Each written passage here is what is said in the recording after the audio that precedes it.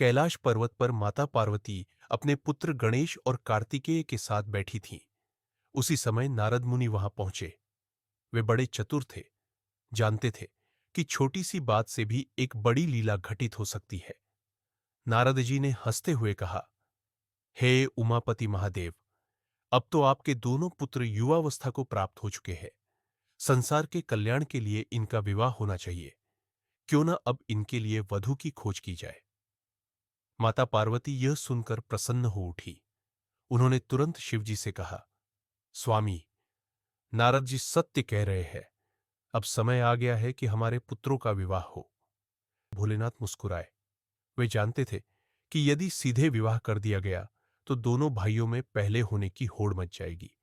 इसलिए उन्होंने एक उपाय सोचा।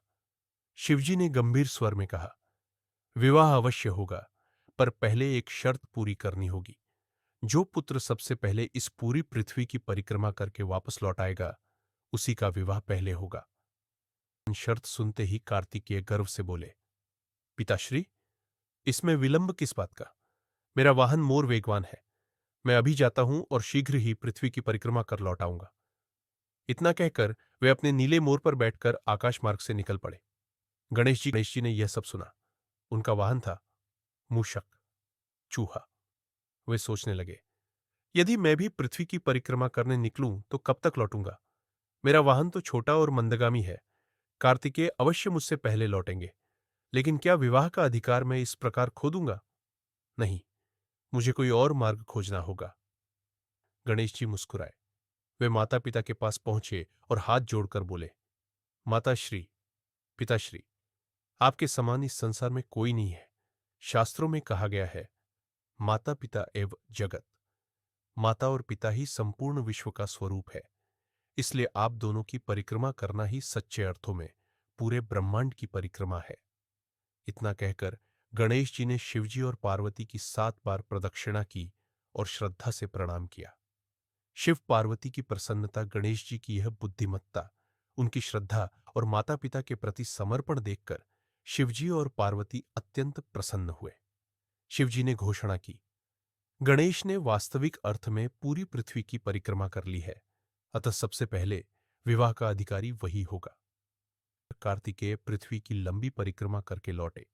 वे थके हुए लेकिन उत्साहित थे। जब उन्होंने देखा कि गणेश जी का विवाह पहले ही तय हो चुका है, तो वे क्रोधित हो उठे।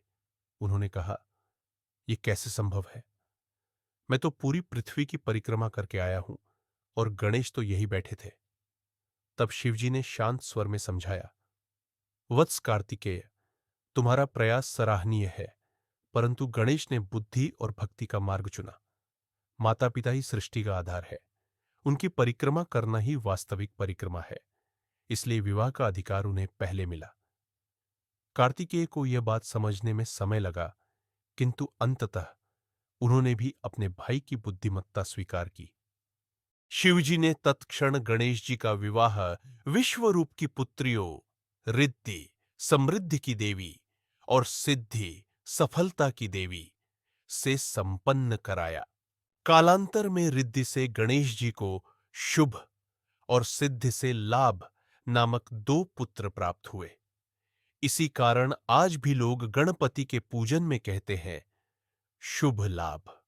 कथा से शिक्षा, माता पिता की सेवा और सम्मान करना ही सच्ची भक्ति है। बुद्धिमत्ता और श्रद्धा बल और गति से श्रेष्ठ है। भगवान शिव हमेशा धर्म और न्याय के आधार पर निर्णय लेते हैं।